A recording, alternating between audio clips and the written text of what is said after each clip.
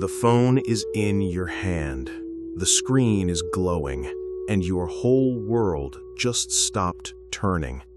You just saw the message, you just saw the picture, or maybe you just walked in on something that burned a hole in your soul.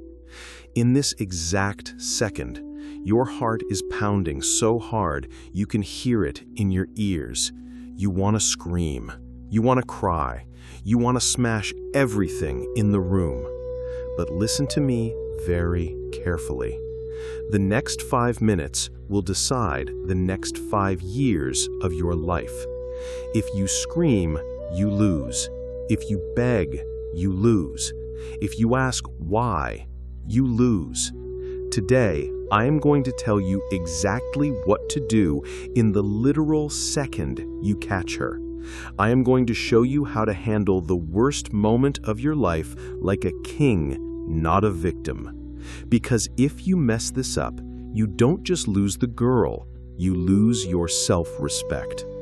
You are standing there, and the shock is turning into a rage you have never felt before. Your brain is flooding with questions. Who is he? How could she? Was it my fault? You feel like you are drowning. Society tells you to communicate. It tells you to express your feelings. It tells you to fight for your relationship. That is a trap. Here's the cold, hard truth that nobody wants to tell you. The relationship ended the moment she chose him. Right now, you're not fighting for her love. You're fighting for your dignity. She expects you to explode. She expects you to cry.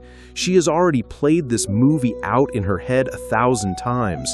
She is waiting for you to react so she can flip the script and make you look like the crazy one. Do not give her that satisfaction. If you are tired of being told to be soft when you need to be strong, if you're ready to learn how to keep your power when your world is falling apart, then you need to be in this corner. We don't sugarcoat reality here.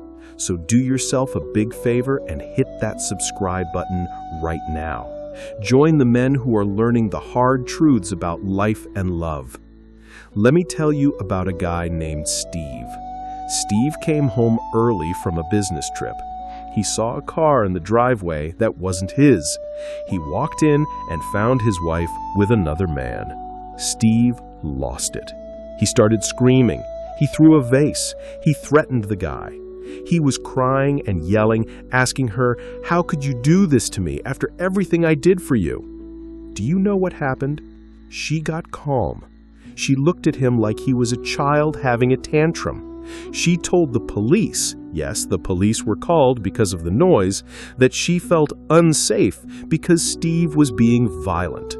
In 1 hour, Steve went from the victim of cheating to the abusive husband in the eyes of the neighbors. She didn't feel sorry for him. She felt justified. She told herself, "See, he is unstable. No wonder I cheated." Steve lost his frame, and because of that, he gave her the excuse she needed to leave him without guilt. Steve reacted with emotion, and it cost him everything.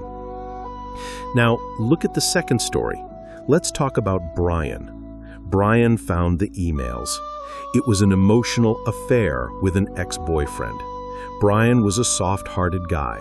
He confronted her, but he did it with tears in his eyes. He asked, "What does he have that I don't? I can change. We can go to counseling."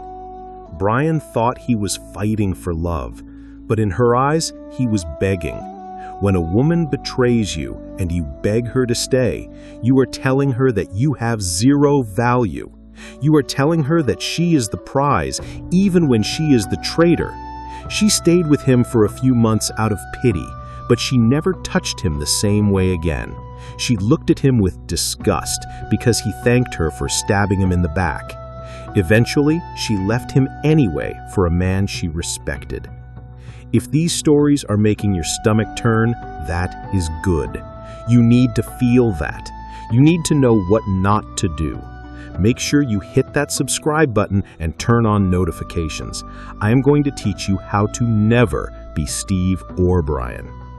Now, Let me tell you about the winner. Let's call him Marcus. Marcus is a man who understands his worth. He picked up his girlfriend's phone to check the time, and a message popped up.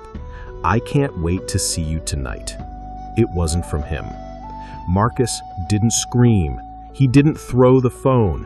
He felt the pain, sharp and deep, like a knife, but he didn't let it show on his face. He went cold.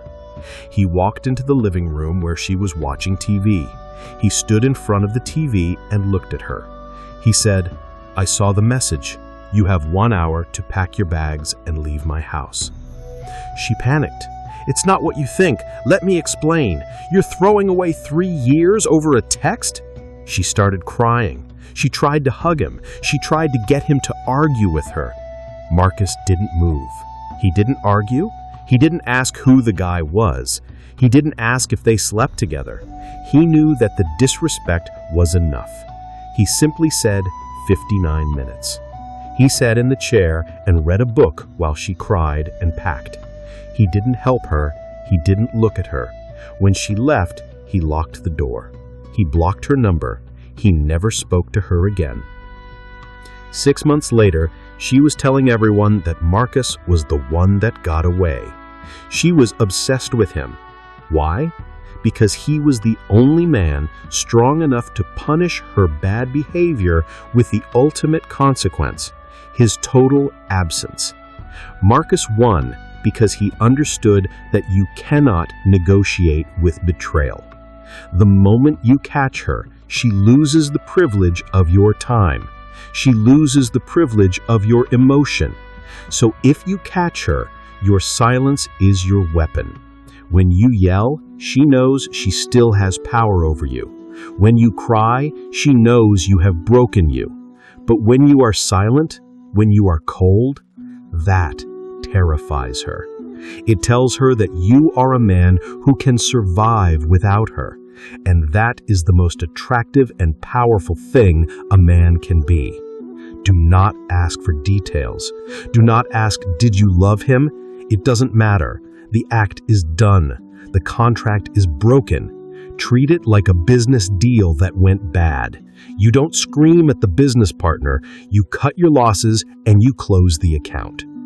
You have to understand that the woman you loved is gone. The person standing in front of you, making excuses, lying, or crying, is a stranger. You don't owe a stranger your tears.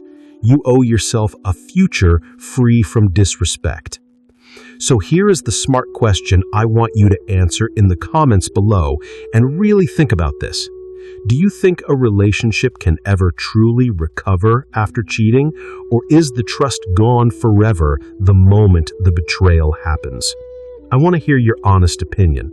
Can broken glass ever be fixed, or will you always cut yourself trying to hold it? Drop a comment below. And if this video gave you the strength you needed today, if it woke you up to the reality of your value, then do not leave without hitting that subscribe button and the like button.